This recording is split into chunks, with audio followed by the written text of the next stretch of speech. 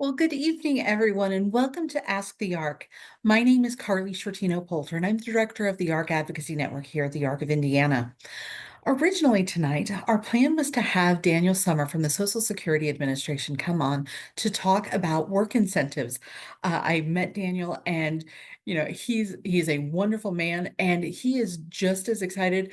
Actually, he's even more excited about work incentives than I am, and so we really clicked on that. And I thought it would be a great idea for him to come and talk to us in October during Disabilities Employment Awareness Month about work incentives and what they are, why they're important, and how they help people with disabilities be able to work. But as you may have heard, there is currently a federal government shutdown. And earlier this week, the Social Security Administration sent out some clarifying directives to their employees about what can happen and what needs to not happen during a federal government shutdown. And so Daniel is not able to join us tonight. Now, my hope is that we can get him on at another time once the government reopens. But this is still a really, really important topic. And especially because October is Disabilities Employment Awareness Month, I wanted to still make sure that we were talking about work incentives and what they are, why they're important, and how people can actually report those. And so we're going to go ahead and talk tonight. I am not as fully informed as Daniel is, but we're going to talk about the things that are most common, and we're going to talk about how individuals can report work incentives and why that's important. And I want to be able to answer your questions. If I don't know the answer, I will fully tell you that I don't know the answer. But I want to make sure that we're talking about this because you know, several times in the last year, I have been called in to consult on a situation where we had an individual with disabilities who was in waiver services. They were being told they were making too much money from their job, and their waiver team was all agreeing, "Oh, well, you just need to cut your hours so that you keep your eligibility." And at that point, somebody would bring me in to kind of consult on the situation. And invariably, my very first question was, well, wait a second. Before anybody cuts their hours, do we know if this person's work incentives are actually being reported and being reported appropriately? And resoundingly, the answer is no, because the reality is nobody talks really about work incentives or what their importance is. And nobody teaches self-advocates or families or even professionals about the importance of work incentives and how to provide that information to the Social Security Administration so that people with disabilities can work and maintain their benefits. So that's what we're going to talk about tonight. Um, we are recording tonight's session. We will be posting it on our YouTube channel in the coming days. So I encourage you to ask your questions through the Q&A, but I also want to remind you that because we are recording this, you might want to be a little careful about sharing too much personal information in that. But I want you to be able to ask your questions because this is a really, really important topic. So let's go ahead and get started.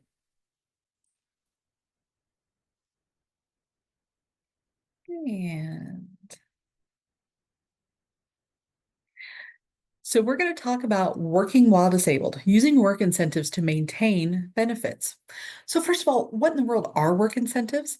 Well, work incentives are special rules designed to help individuals on SSI or SSDI try to work while ensuring that they maintain their benefits during their work attempts, because people should have the chance to work without putting their benefits in jeopardy. And so work incentives are designed to give people the opportunity to try to work, to attempt work, and to attempt to work off benefits in a controlled manner with a safety net available. Now, work incentives vary based on benefits. So there are some work incentives that are available for both SSI and SSDI. There are some work incentives that are only available for SSI and some work incentives that are only available for SSDI. And so those are all things that you need to keep in mind there. Also, additional work incentives exist specifically for individuals who are blind. And blind according to the Social Security Administration, because the Social Security Administration has a very set definition for what constitutes blindness, and there are some special work incentives designed specifically for that population. So let's talk about the types of work incentives, because there are a ton of different work incentives out there. And tonight we are only going to scratch the surface, but we're going to focus on those that tend to be the most impactful. But there are certain work incentives like the student earned income exclusion. That is an SSI benefit. And so that excludes the income of individuals who are under the age of 22 and who are regularly attending school. So if you've got an individual who is still in high school, or maybe they're in college and they're on SSI, but they're working part-time, or maybe they're doing a paid internship or something along those lines, their entire income for that work is actually excluded by Social Security as a part of a work incentive called the Student Earned Income Exclusion. If you are on SSDI, there is something called a trial work period, which allows an individual to earn as much as possible in any 9 months in a rolling 5-year period. Now, the important thing to know here is that those 9 months do not have to be consecutive months. So, they can be anytime within that 5-year period. And what they're looking at is if you were to go over substantial gainful activity in any of 9 months in a 5-year period, you can still keep your eligibility, although you may not get an actual benefit check, but you keep your eligibility. And again, that's to try to give people the ability to try to work and to try to work as much as possible and to try to work themselves off benefits while still maintaining that safety net to ensure that, even if they try this, if it doesn't work out, that's okay because they're still maintaining their eligibility. Then we've also got something called an extended period of eligibility, which is also an SSDI work incentive. And so after somebody has used all 9 months of their trial work experience, they can maintain their eligibility for another 36 months after that trial work experience. Now, individuals will actually get a check in the months that their income is below substantial gainful activity, but not in months where they make more than substantial gainful activity. But some of the most common and impactful work incentives are impairment-related work expenses. People will call those IRWEs for short, because we have to speak in alphabet soup instead of words. Job accommodations, employer subsidies, and special considerations. So let's talk about each one of those. So, an impairment related work expense is any expense that the employee pays for out of pocket to either gain or maintain employment, and that is directly related to their disability. So, for example, if someone is paying out of pocket for specialized transportation because they're not able to drive due to their disability, that can be an impairment related work expense. If someone has insurance premiums like a MedWorks premium or even a Medicare Part B premium, that is something that can be used, or medical copays. So, for example, let's say somebody's spending $3 for prescriptions, or they have copays. Maybe they're seeing a doctor who accepts Medicare but not Medicaid, and so they're paying that 20% copay to see that specialist. Those are and you're getting that medical treatment that is helping you maintain your employment. That can be an impairment related work expense. The cost of a service animal, not just purchasing a service animal, and service animals are really expensive, but also the maintenance of that service animal. So their vet visits, their food, all of those sorts of things can be considered an impairment related work expense, because you need your service animal to be able to help you maintain your job. So that is why that can be considered an impairment related work expense. It's not just the things that you directly need to be able to get the job, but it's also about the money you have to spend to maintain your employment.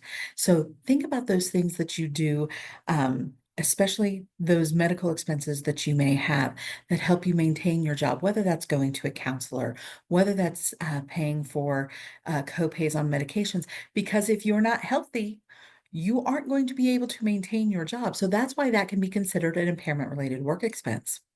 And when you have big ticket items like purchasing a service animal, or maybe you've gotten a new wheelchair and you're having it customized to fit you more appropriately, but you're spending a lot of money to do that. When you have those big ticket items, those can actually be spread out over the course of a year so that you're not taking that entire impairment related work expense at once, but you're spreading it out over time. So job accommodations, they're harder to quantify, okay? But a job accommodation is any modification an employer makes to help an individual with a disability maintain their employment. So examples of that, and these are things that we don't necessarily think about directly, but can make a big difference. So for example, if somebody is only working a part-time schedule, and we think, well, they can only work part-time because of their disability. Exactly. That's considered a job accommodation because the company may have wanted to hire a full-time employee, but they're allowing the person with a disability to only work a part-time schedule to accommodate their disability.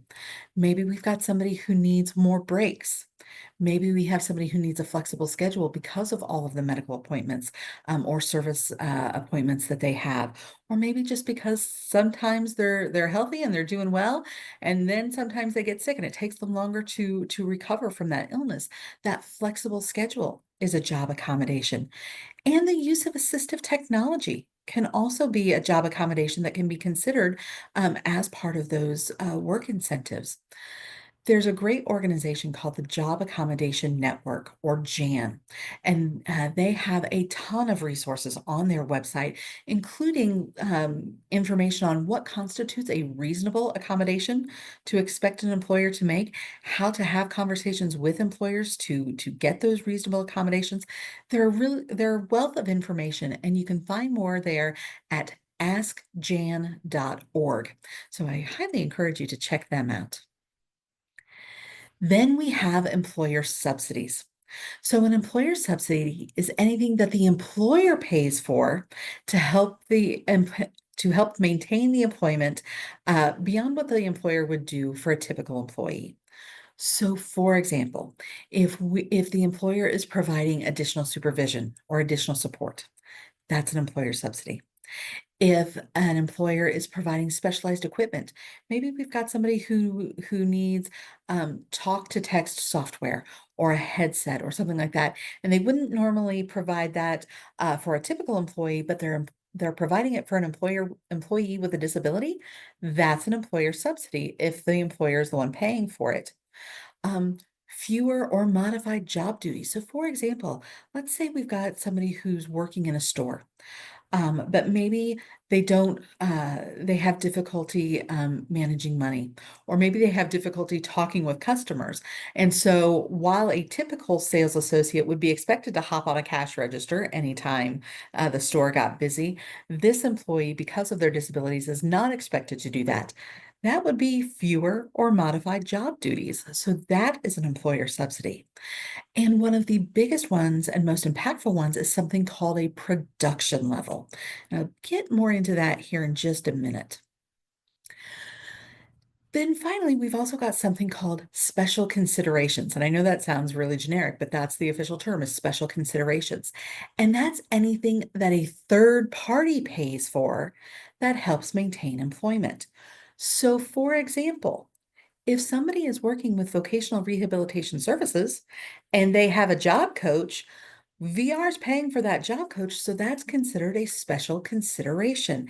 And it is something that Social Security will absolutely consider as a work incentive and how it impacts your countable income.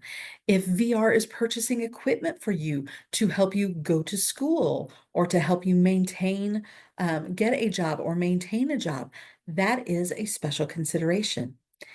If a person is on a waiver, and they have waiver services that are helping them maintain their employment, Guess what? That's a special consideration. So maybe they're working with a behavior consultant to help them manage their anxiety or to help them learn how to interact with people and work on those social skills. Think those are important things to maintain a job? You betcha they are. So they use a formula, but they will subtract the cost of the behaviorist. If you've got somebody who is using PAC services or residential services or attendant care on the health and wellness or TBI waivers, that could be considered. So, for example, a couple of years ago, I had a woman who called up because she got a letter from Social Security saying that they decided she stopped being disabled in 2018 and she owed them $75,000 in overpayment. Of course, she panicked because let's be honest, we would all panic. If I got that letter in the mail for my son, I would panic for a moment. Um, but there are ways to fix that. And so one of the things we were able to document were all of her work incentives because she had provided all of that information before. But right after COVID, when all of the agencies were coming out of the COVID regulations, one of the things I was seeing was that some of the work incentives that Social Security had previously approved, it's like suddenly they disappeared. And so what we did was we helped her provide all of that information over again. And so in her particular case, this was a woman with cerebral palsy, and her mother happened to be her PAC staff. And her mother would help her get ready for work each day, help her bathe, help her, do her hair and makeup, help her get dressed, because those were things she needed assistance with. But what we could do was we could document, hey, um, her mother serves as her staff through her Medicaid home community-based services. She spends 2 hours each day helping her daughter get ready for work so that she's able to go to work and maintain her job. She spends 2 hours a day, 5 days a week on that, which is 10 hours, 10 hours per week. And we were able to document those sorts of things because yes, Social Security will even take things like your waiver staff providing services to you. They can make that a special consideration and use it as a work incentive. If your waiver is paying for your transportation to get you to and from work. So instead of you paying it out of pocket, maybe your waiver is paying for that.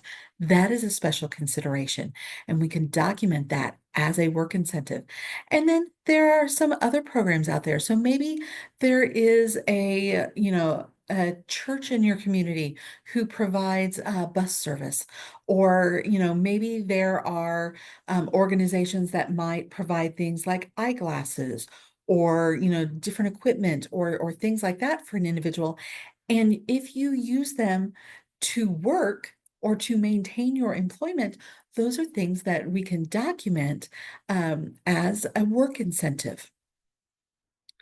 Because when Social Security is looking to see if you are eligible for either SSI or SSDI, what they are looking for is to see if you can engage in substantial gainful activity. That's one of those sets of magic words, substantial gainful activity, or SGA. And in 2025, SGA is $1,620 per month in countable income. And there's that magic word. There needs to be a big neon flashing asterisk next to that word countable, because all of these work incentives help reduce how much of your income Social Security is counting against you. And so that is why these work incentives are so important. So let's do an example scenario, okay? Um, Joe is a man with Down syndrome, and he works at his local grocery store bagging groceries. His management, his coworkers, his customers, they all love Joe. He's a great guy. They love having him here. They recognize that he's a man with a disability and that it can take him longer to do things, but he's a great employee. He always shows up. He makes everybody's day better. I mean, they just love having him there. And so they want to support him however they can. In this case, Joe also has a job coach who works with him 2 hours per week just to help make sure everything is going well and make sure he's settled in his job. He sees a behavior consultant through his waiver to help him with appropriate workplace behaviors, an hour each week. And he takes specialized transportation to get to and from work because he's not able to drive due to his Down syndrome. Well, in our case, Joe works 5 days a week for a total of 30 hours, and he makes $14 an hour. So that's the scenario we're working with. So now let's explain how work incentives can help. So, because Joe works 30 hours a week and he makes $14 an hour, by the way, Social Security always assumes 4.3 weeks per month. I know that seems kind of random. That's how they calculate things. So that's how we're going to calculate it. That means Joe makes $1,806 per month. That's over SGA. And one of the things that his waiver team would likely tell him is, hey, you need to cut back your hours because you're going to lose your Social Security, which means you're going to lose your Medicaid and lose your waiver. That's not actually accurate. So, first of all, um, let's figure out how Social Security calculates those work incentives. Well, we know that it takes Joe longer to do certain things. Again, the store knows him, they love him, they think he's a great employee, they know it takes him longer to do something, they're okay with it. So Joe is expected to get through 6 customers per hour, whereas a person without a disability would be expected to get through 10 customers per hour. That's a production level. Joe is expected to do 6 out of 10. So that's a 60% production level. So right off the bat, even though Joe is making $1,806 per month, Social Security is only counting 60% of it, which means they're only counting $1,083.60 per month. Right there, we've already got him below substantial gainful activity. We've got him below SGA. We have just maintained his eligibility. But there are a lot more work incentives available to Joe. I mentioned he sees a job coach for 2 hours a week. Again, that's 4.3 weeks per month. And when we're talking about a special consideration like a job coach, like a behavior consultant, they're not subtracting the actual cost of that behavior consultant or that job coach. They use the person with the disability's hourly wage as that formula. So because Joe makes $14 an hour, they are counting $14 an hour at 2 hours per week at 4.3 weeks per year. So for the job coach, that means they're subtracting another $120.40 for the cost of the job coach. That gets us down to $963.20 in what they're counting. Then we've got that behavior consultant that he's seeing each week for an hour. Again, they're using Joe's hourly wage to calculate that. So they're subtracting another $60.20 from what they count of his actual wages. That gets us down to $903 that they're counting of his income. Then Joe is paying for his transportation because he's not able to drive due to his disability, so he pays for transportation. His transportation where he lives is $6 per ride, 2 rides a day because you got to go back and forth to work. He works 5 days a week, 4.3 weeks a month. That means they're subtracting another $258 a month from his income that they count. So in our scenario here, in our example, even though Joe is making $1,806 per month, which is over substantial gainful activity, at the end of the day, Social Security is only counting $645 of it, which is well below SGA. One of the things I often get asked too is what happens if mom or dad are driving somebody to and from their job? Document that. Document how many miles you are driving each way and how much time it's taking, because yes, Social Security can count that as well. So now let's talk about how that actually impacts a person's benefits. If a person is on SSDI, the only thing Social Security considers is, are you above or below SGA? If you are below SGA, you get your full monthly benefit. You know, your benefit amount doesn't change. It's either you qualify or you don't. Okay. By the way, I often find that people aren't sure whether they're on SSI or SSDI. Since most people start off on SSI, they think that's what they're always on.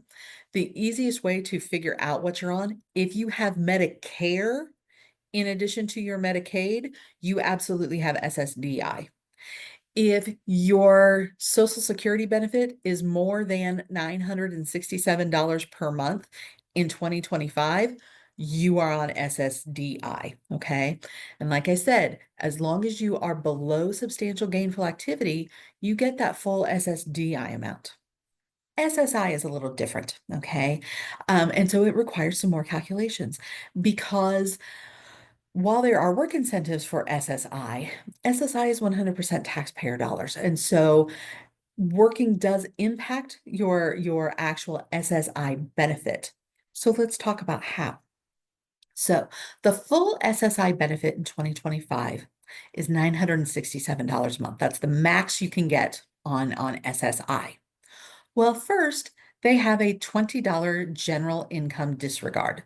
So the first 20 bucks you get, whether it's because you're working or because grandma gave you money for your birthday, Social Security is ignoring the first $20 of that. Okay. Then they are subtracting the next $65 that you earn from a job because there's a difference with Social Security between earned and unearned income. Okay. So now because of that, we're down to $882 a month. Okay. Um, you know what? As I have done this, I think I have screwed this up. But we recognized that in his that Social Security was only counting $645 of the money that he earned from his job. Well, for every $2 you earn with if you are on SSI, for every $2 you earn, your SSI is reduced by $1. So in this case, they're going to subtract $332.50 from his SSI check. Like I said, guys, as I'm going through this, I think I actually kind of screwed this up. But my point, and so yeah, I need to fix that because the $20 and the $65 should not have been subtracted from the SSI. It should have actually been the opposite. So I will apologize for that. This slide is not accurate. Let me be clear, but it's still getting the point across, which is um, even though in our scenario, Joe makes $1,806 per month from his job, and yes, they're always looking at gross income, so before taxes, he's still going to get $549.50 in SSI, which means he's bringing in $2,355.50 each month. That's a good wage. That's good money. And he can do that and he can keep all of his benefits with that. So, how do you document those work incentives? Well, believe it or not, first of all, if you have receipts, provide the receipts. So if you are using Uber or Lyft or you are paying for transportation yourself, use those receipts. Uber and Lyft, they send you the receipts to your email. If you're using a credit card or a debit card, you've got that receipt. If you are old-fashioned and you are using checks, and I have to admit, when my son first started working, I had him write a check for his transportation each month so that we could document all of that. Those are things that we then had a paper trail and could provide receipts and show Social Security, this is how much he is paying out of pocket for these work incentives or for these impairment related work expenses. If you have a service animal, keeping the receipts for their food, for their vet bills, for all of those things. I doubt they're going to take a toy for your service animal as a work incentive. I cannot swear to that because here's the other thing.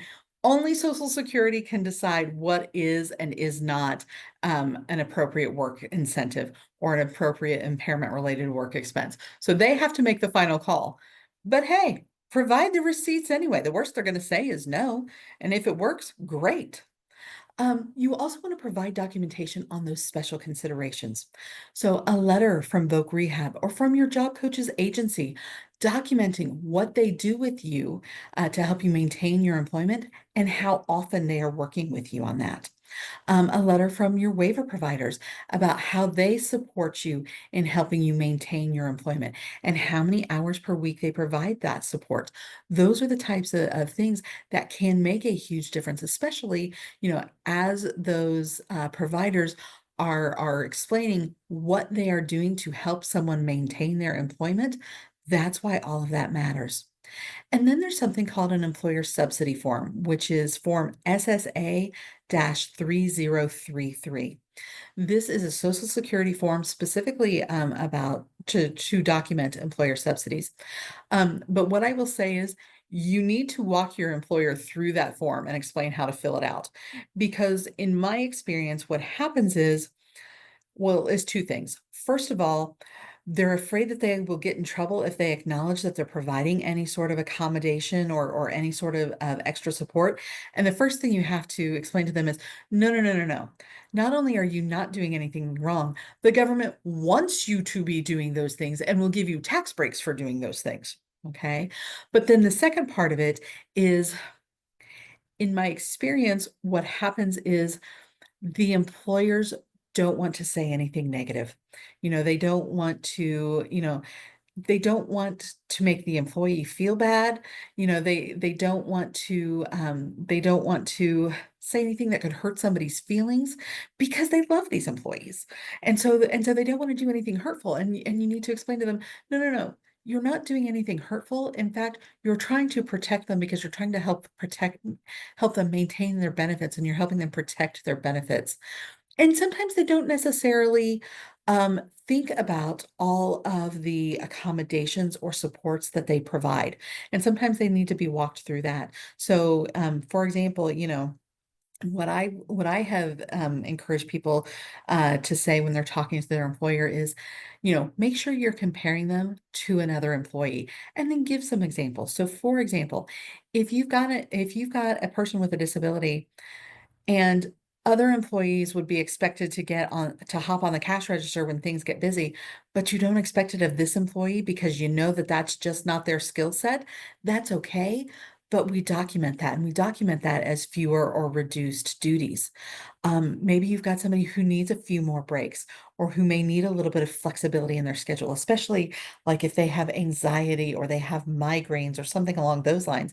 Those are the things we want to document. Those aren't bad things. In fact, like I said, the government wants businesses to be able to do this.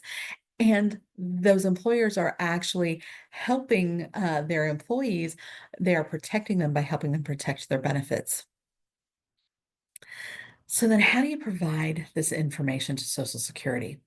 Like I said, only Social Security can determine if something qualifies as a work incentive. Okay. And you want to have everything in writing. Okay. When we had our kids, we always knew that there would be lots of things we would have to do. Nobody ever warned us about all the paperwork we would have to do. Well, the world revolves around paperwork, and this is another way that happens. So we want to make sure that everything is in writing and is documented. Okay. And so having those receipts, having those letters from providers, having the billing records from Medicaid and your case managers can help you get that information of how much, how many hours were actually billed each month. Providing that information will help because then Social Security can use that information to calculate those work incentives. And so there are several ways that you can get it to them. First of all, you can take it into the Social Security office. That has gotten a lot harder this year, but you can make an appointment and you can provide that information in person. You can mail that information in. You can fax that information in, and sometimes you can actually email it to the person who is in charge of your case. So, for example, if you make an appointment with the Social Security Administration and you go in person and you are meeting with somebody, you can ask them, "Hey, I know things can get a little crazy. I know things can get lost in the mail or faxes get misplaced. Can I possibly email this to someone so that we can get these things documented? And you want to report these work incentives each month along with the individual's income report or pay stubs. So every month you have to report your pay to Social Security. The good news is you can actually do that online through myssa.gov. Um, right now, you cannot provide work incentive information through that, but you can provide income information through that. Some employers are actually working directly with the Social Security Administration to provide that information directly so that you don't have to be the one to report it each month. Some individuals, though, they still literally send in copies of their pay stubs every month. If you do that, send in copies of all of the work incentives as well. So you want to make sure you're reporting that each month along with the employment information or the income information so that Social Security can document it and calculate it all correctly. Then we've got some other safety nets that are available. So first of all, there is something called expedited reinstatement. So if a person is able to work off of Social Security, meaning that they've consistently um, uh, exceeded substantial gainful activity. They've actually worked off of Social Security disability benefits, but something happens. Maybe their health worsens or something happens and they're no longer able to work the way they were. If that happens within 5 years of working off of SSI or SSDI, the person can contact Social Security and request expedited reinstatement. And in that situation, what Social Security will do is they will review a person's medical records and their file, but the person does not actually have to fully reapply for benefits. So if you're within that 5-year window, you can request expedited reinstatement. And that's true even if a new condition arises. So I had an individual once where he had been on SSDI and he was able to work and he was successful and he was able to work off of Social Security benefits. And then a few years later, he developed cancer. And so he was no longer able to work as much as he had been. And so because of that was it within that 5-year window, we were able to request expedited reinstatement and he got his Social Security benefits back very, very quickly. There's also something called continuation of Medicare coverage. So when a person is on SSDI, once they have been eligible for SSDI for 24 months, they get Medicare regardless of their age. And so if somebody is able to work off of those SSDI benefits, they can continue to receive their Medicare for 93 months after working off SSDI. And they may be able to buy into Medicare after that, where they would have to pay their own premiums and everything, but they may be able to continue that Medicare coverage beyond that. And that's a discussion to have with Social Security. Then we have MedWorks and MedWorks Improved. This is not a Social Security safety net. This is a Medicaid safety net. So MedWorks literally stands for Medicaid for employees with disabilities. I am a huge proponent of MedWorks. It is a great program that no one has ever heard of. Um, the three best parts about MedWorks are that, first of all, you can make up to 350% of the poverty level in countable income and still have full Medicaid that is waiver compatible. Then you can also have retirement savings with MedWorks, and MedWorks will not count it against you. SSI will, SSDI does not. So that's something to know. But this is a way that you can continue your Medicaid coverage even when you are working a lot, even when you are past that income limit for the waiver, which this year is $2,901 per month. If you can make more than that, that's where MedWorks can come in. MedWorks Improved was designed for individuals who have worked off of Social Security benefits so that they can continue to receive Medicaid coverage. And that is also waiver compatible, even if they have been able to work off of those Social Security disability benefits. So one of the other things that I will recommend is you can request benefits counseling. There are people called Benefit Information Network or BIN officers, and they can look at an individual's specific Social Security file to help determine what types of work incentives and what other programs a person may be eligible for. And they can tailor that information to a specific individual and talk about things that I have not even brought up tonight. So they can be really, really helpful. First of all, they are available to individuals with an open VR case. So if you are working with VR right now, you can request a BIN consult and talk with that BIN officer, that Benefit Information Network officer, about how working can impact your benefits. If an individual does not have an open VR case, they can contact Indiana Works WIPA, which is through Aspire Indiana for both Northern and Central Indiana. But if they're in Southern Indiana, they'll contact an agency called SERS, who can provide that benefits counseling.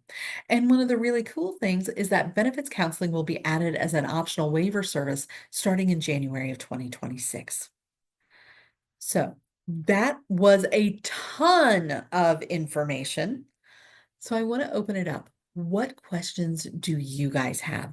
Because I know that this gets really, really confusing and it's throwing a ton of numbers around and nobody ever talks to people about any of this. So individuals and families aren't prepared to document all of this and report all of this because nobody's ever told them to. And a lot of times, waiver providers don't know about any of this, don't know that their services can actually be used as a work incentive or potentially be used as a work incentive to help somebody be able to maintain their benefits and still work as much as possible. So I want you to go ahead and ask me your questions. And so I'll go ahead and start with what we have. Most of the high school students I work with in pre-eds have parents or guardians who manage their finances, and many of them aren't sure whether they are currently receiving SSDI benefits. What's the best way to help a student confirm the information and understand how it may impact the student's future employment or income? That is a great question. And I will be completely honest with you, that is not exclusive to high school students.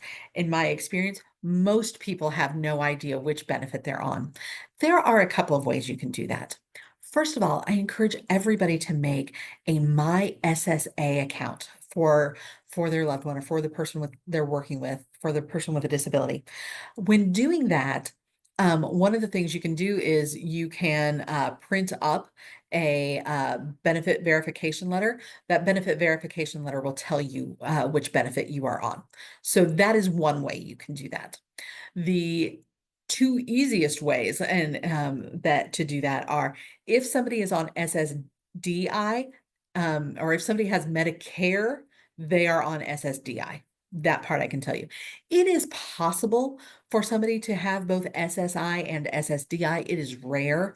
That happens when somebody's SSDI benefit is less than the maximum SSI amount. And so they can potentially get the balance in an SSI. So for example, let's say somebody gets $567 in SSDI, they could be eligible to get $400 in SSI to make up the difference between the two. It's possible. It's rare. I see that more with older individuals whose parents are substantially older, and the parents just did not have a very high income or what would be considered a high income for today, and so their benefits might be less. The other way I see that is when we have somebody who is drawing SSDI benefits off of their own work history, and maybe they don't have a very extensive work history on their own yet, or very high income yet on their own work history, so they can be eligible for both. So that's what I see. So first way you can double check or check which benefit you're on, and the most accurate is to create that My SSA account and print up that benefit verification letter. Second, do they have Medicare? If they've got Medicare, they are on SSDI.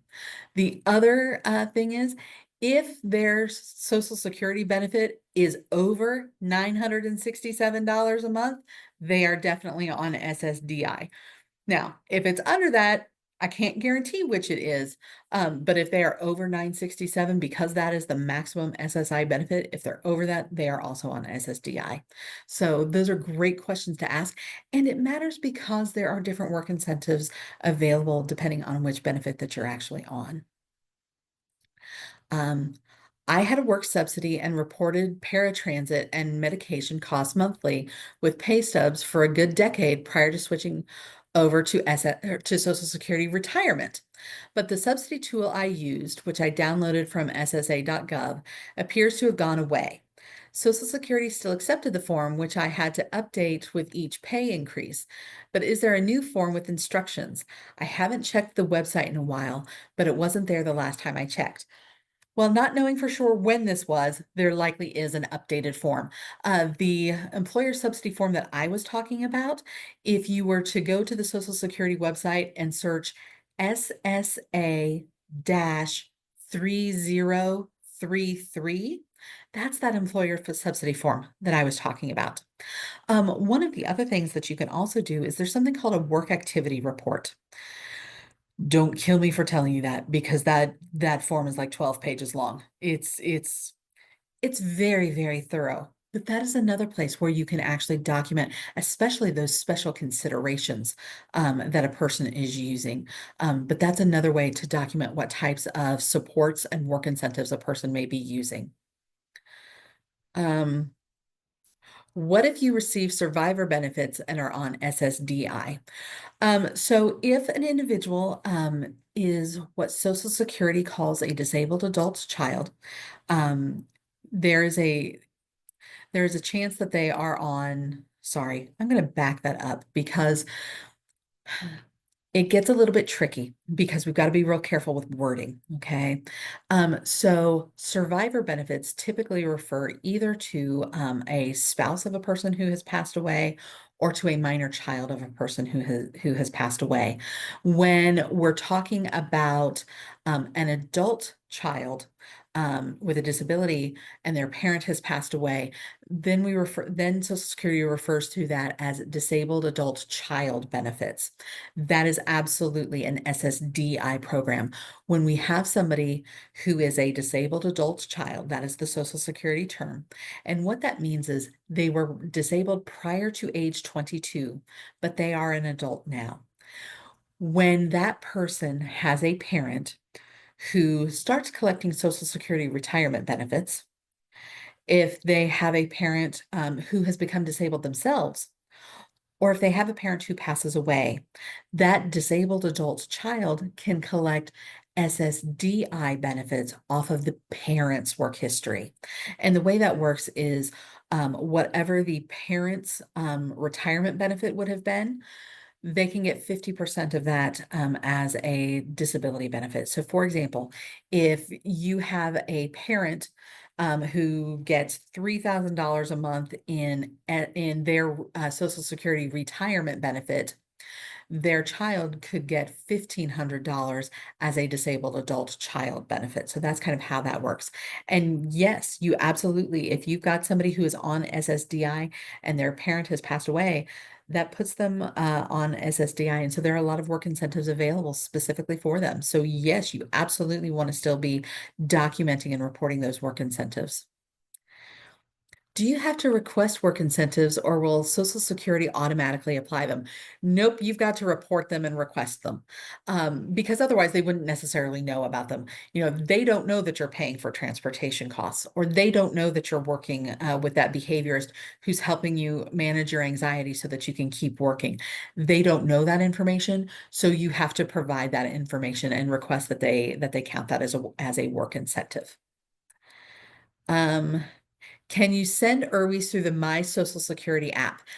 It is my understanding that as of right now, you cannot. And hopefully that will change in the future because that is how you can report income, for example. But it is my understanding that as of right now, you cannot report your work incentives or your impairment related work expenses through the app. Hopefully I'm wrong. But that is my understanding at this time, and I really hope that I really hope that that is something that will update and change. What is substantial gainful activity currently? Currently, in 2025, substantial gainful activity is $1,620 per month. That normally goes up a little bit each year. And normally, Social Security would put out the new substantial gainful activity and the new, all of the new figures around October 15th of each year. With the shutdown, I have no idea when to expect that because in part it's tied to the consumer price index. And so there's a lot of math that goes on. I don't know that that's going to be, I don't know that that's going to actually be announced when it normally does. But when it does, the ARC certainly helps put that information out and helps publicize that information. How can you document a work incentive for waiver services since the disabled person doesn't actually pay for the family support waiver? So again, that's what we call a special consideration. So for example, one of the things you could do is let's say you've got your loved one is working with a behavior consultant. Okay, you're using behavior management services or what will soon be called behavior support services. And let's say that that behaviorist is working with them on how to manage their anxiety, how to interact with people, working on those people skills. Um, that is something you can have that behavior consultant write a letter explaining what they do with that individual, the skills that they are working on and tie in. They want to be able to say, we are working on those skills in part so they can maintain their employment and then also document how many hours per week they tend to work with that individual. Providing that letter first helps set the stage for Social Security to be able to accept that waiver service as a work incentive, and then each month you report how many hours that your loved one actually used that service. So, for example, you have that behaviorist write that letter first, explaining to Social Security who they are, what they do with this individual, especially in terms of helping them maintain their employment. Um, and then each month you send in, you know, this behaviorist worked with my loved one for, 4.5 hours this month. And that's how you actually report that to Social Security, and that's how you can document it as a work incentive. It's not an impairment related work expense because they're not paying for it out of pocket. It's called a special consideration. So that's how they can do that. What other questions do you guys have? Let me come back through here and mark off what I have answered so that I can see when new ones have come through.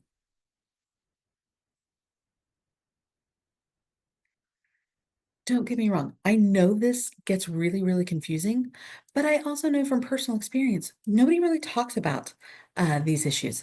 And nobody ever really explains to parents how to, or families or individuals even, what work incentives are, but especially how they can actually help somebody. Because these work incentives are how someone can maintain their benefits and still work. Because we've got a lot of people with disabilities who want to work and who can work, but they need to make sure that they are maintaining their benefits so that they're able to work. And that's why these things are important. We want to make sure people can work and can earn as much money as they possibly can because there's a lot of value that comes in with that. Not just, the actual paycheck that they get, but the satisfaction and the pride and the pride in being able to buy the things you want, to be able to pay your bills. And if somebody wants to work off of Social Security benefits, they've got my full support in that. One of the things work incentives can do is they can help you be able to maintain those while you make a direct plan on how to do that so that you're not just suddenly cut off without truly being prepared for that. But if we've got somebody who doesn't want to work off of their benefits, they just want to be able to work, we want to make sure that they are able to do that as well. So we've got another question that has come in. How do you get working part-time or shorter shifts into work incentives? So on that employer subsidy form that I was talking about, um, even though there are several pages to it, there's really only 2 pages that the employer fills out.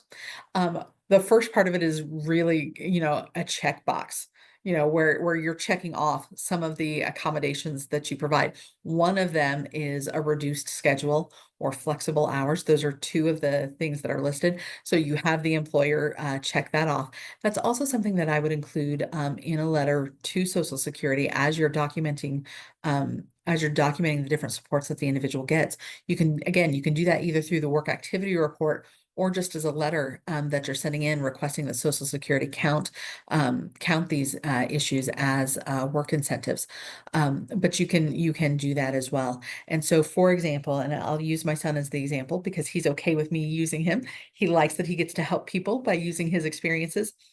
When my son first started working, we were trying different schedules. We tried, we were trying to have him work 8 hours a day. We were trying to have him work multiple days in a week. And he tried that for about a month and came to us and he was able to tell us he really couldn't work more than 6 hours. More than 6 hours a day was just too much for him. It stressed him out too much and caused him a lot of anxiety. First of all, I was shocked he was able to actually verbalize that to us, but I was also so proud that he was able to tell us that and that he felt comfortable enough to tell us that. And so we made that modification. He talked to his boss and told his boss he really couldn't work more than 6 hours a day. In my son's case, he does much better when he has a day off in between shifts. So we talked about that too, and he explained that to his bosses, who made sure that that could happen. And so that's one way that you can do that. Um, I'm not sure if the benefit of reporting the behavior hours to Social Security. Um, so part of it depends on what the behaviorist is actually working with them on. If the behaviorist is working on something that can be related to employment, um, that's why you want to document it. So for example, if you've got a behaviorist who is working with somebody on how to manage their anxiety or how to deal with stress. Those are skills they need to be able to maintain their employment. If you've got a behaviorist who is working with them on how to interact with people because people skills are don't come naturally to them, that is something that will help them maintain their employment. But if you've got a behaviorist who's working on something that really has nothing to do with employment, yeah, you wouldn't necessarily report that. But if they're working on something that can be tied back to helping somebody keep their job, that's when you would do that. And don't get me wrong, in a lot of ways, we're kind of whittling away how much income Social Security is counting for a person. So we may only be taking off,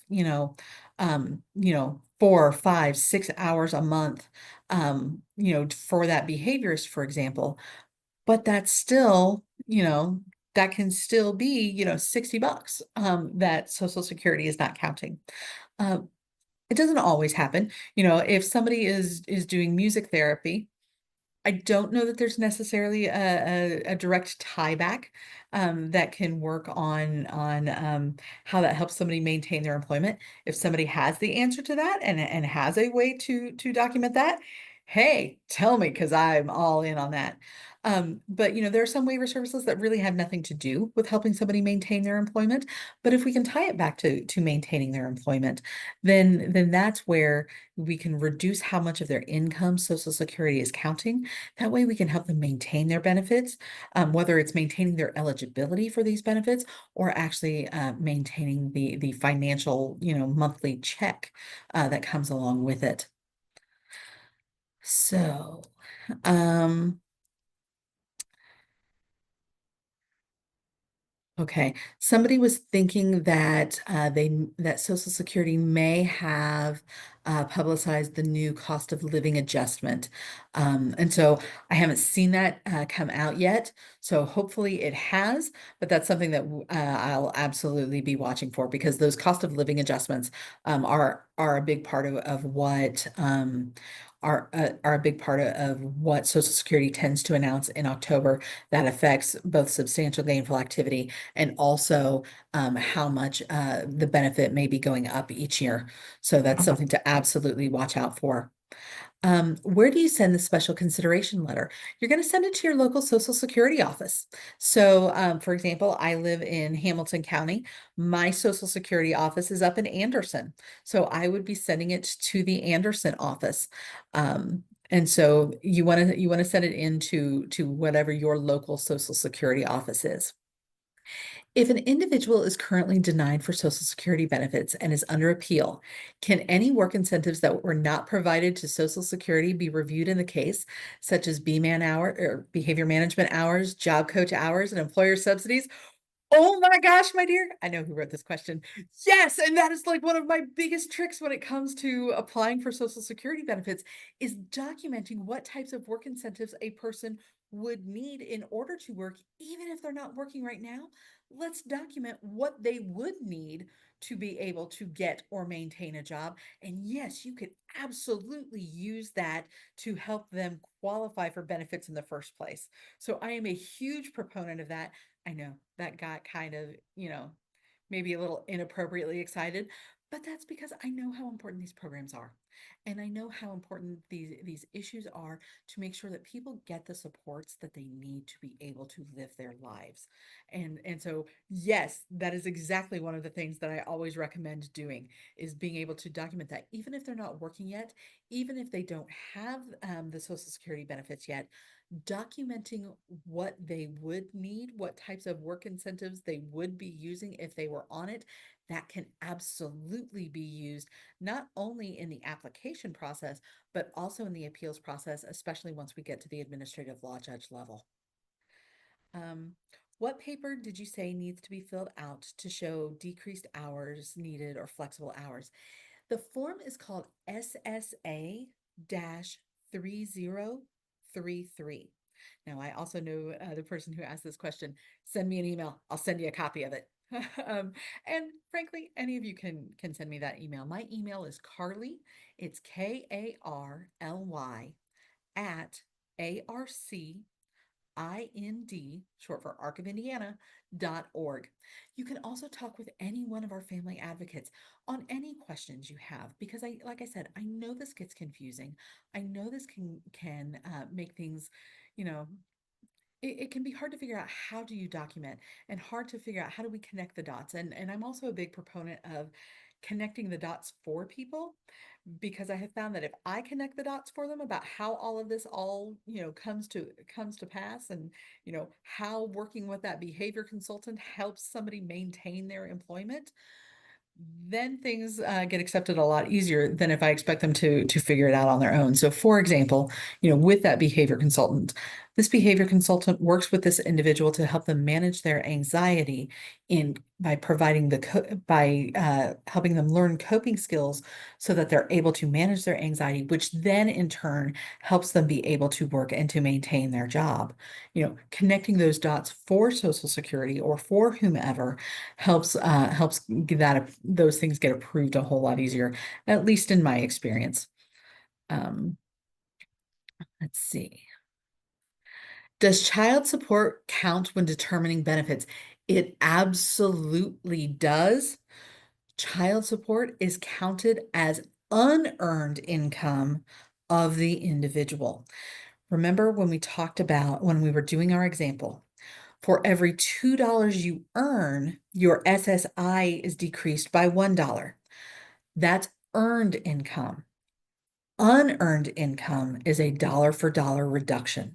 So if the child or if the individual is getting $500 a month in child support, their SSI is reduced by $500. Now, one thing that you can do is you can have the court modify the order so that the child support is put directly into a special needs trust. In that case, that is not counted as income because it goes directly into a trust, but it has to be court ordered to do that. But that is one option so that child support doesn't actually get counted against the individual. Somebody asked for my email address again. So my email is Carly. It's Karly at arcind.org. They asked if I could drop it in the chat. The chat is currently disabled, so unfortunately I can't do that. But what you can also do is you can call us here at the ARC and you can talk to any one of our family advocates. You don't have to wait to talk to me. And our phone number is 317-977-2375. I want to, give it a moment just to see if anybody has any other questions that they can think of right now. But if you are anything like me, you're going to think of something 3 weeks from now. Something's going to happen in your life and it's going to spark something. Give us a call. Talk with any of our family advocates. We'll absolutely talk you through this. One other thing that I want to also point out, because this has come up recently, if you have an individual who needs a home health aide, they need a nurse to help them. That home health aide can provide those nursing services in the workplace. I know there are a lot of people who think that home health aides and nurses through home health can only provide services in the home. They can provide services in the natural environment. That includes the workplace. So if you've got somebody who has medical needs and they want to be able to work, but they need a nurse who can be there to administer medication, to help them with catheterization or something like that. They can absolutely do that through home health, and Medicaid will absolutely cover it. Or let me rephrase that. Medicaid will cover it if they deem it's appropriate. But again, you can document that you need that home health aide to go with you to work so that you're able to maintain your employment. You can also use that as one of those special considerations. So you can do something like that as well, because that has recently come up in some of the questions that we have got. Somebody's asking for our phone number again. That's 317-977-2375. Ladies and gentlemen, thank you so much for joining us tonight. You know, in all honesty, work makes a big difference. And there are so many both tangible and intangible benefits to being able to work. And so we want to make sure that people with disabilities are able to work as much as they want to and as much as they can, and still be able to have the supports and services they need in order to live their lives. There are a lot of ways to do that. And anytime you've got questions, you can call us here at the ARC. You can ask to talk to a benefits counselor or a benefit information network officer and get the support you need to help you figure out how do you do all of this. I hope today was helpful. Thank you so much for joining us, and we'll see you next month.